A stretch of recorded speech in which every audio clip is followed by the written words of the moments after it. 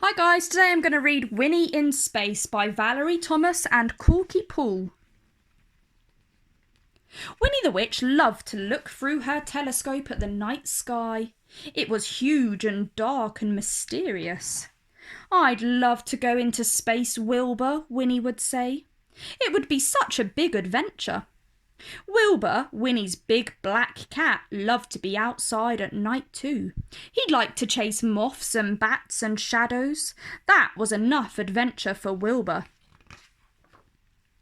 But one night when the moon and the stars were bright, Winnie suddenly said, "Let's go into space right now, Wilbur." "Meow," said Wilbur. "But how will we get there?" wondered Winnie. "We need a rocket, and I don't have a rocket." Then she looked up at the moon and she had a wonderful idea.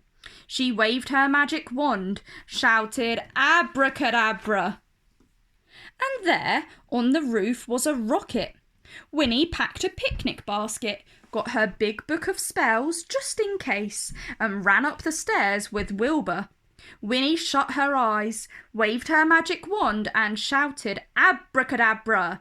10, 9, 8, 7, 6, 5, 4, 3, 2, 1. The rocket shot off the roof and went into space. It went very, very fast and it was hard to steer. Oops! Winnie nearly flew into a satellite. Oops! Was that a flying saucer? Oops! That was a falling star, Wilbur.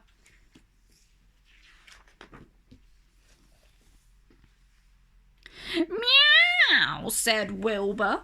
He put his paws over his eyes.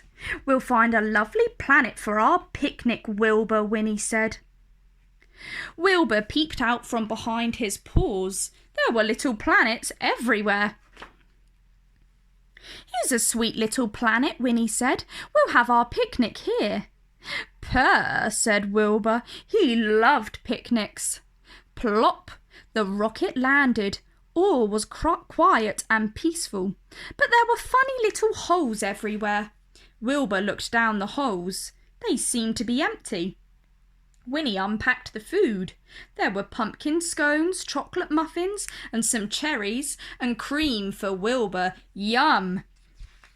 A little head popped out of a hole, and then there were heads everywhere. "Rabbits," said Winnie. "Space rabbits are coming to our picnic." "Meow," said Wilbur. A space rabbit hopped over to try some cream. Yuck! Another space rabbit tried a pumpkin scone. Horrible! Chocolate muffins? Disgusting! Cherries? Yuck! Then some of the space rabbits hopped over to the rocket. They sniffed it and took a bite. Then the rocket was covered in space rabbits.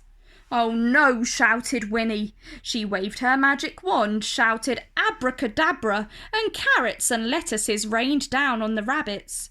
But the space rabbits didn't like carrots or lettuces. "Of course," said Winnie. She waved her magic wand, shouted "Abracadabra."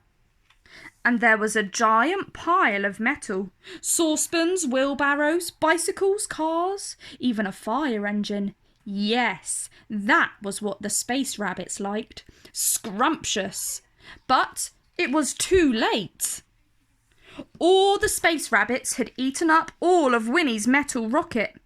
"Blithering broomsticks," shouted Winnie. "Now how will we get home?" "Meow," said Wilbur. Winnie looked at the giant pile of metal. "Perhaps," she said. "Maybe. I wonder." She looked in her big book of spells. "Yes," she said. Then she picked up her magic wand, waved it 5 times and shouted "Abracadabra." There was a flash of fire and a bang. And there, on top of the giant pile of metal, was a rattling, roaring scrap metal rocket.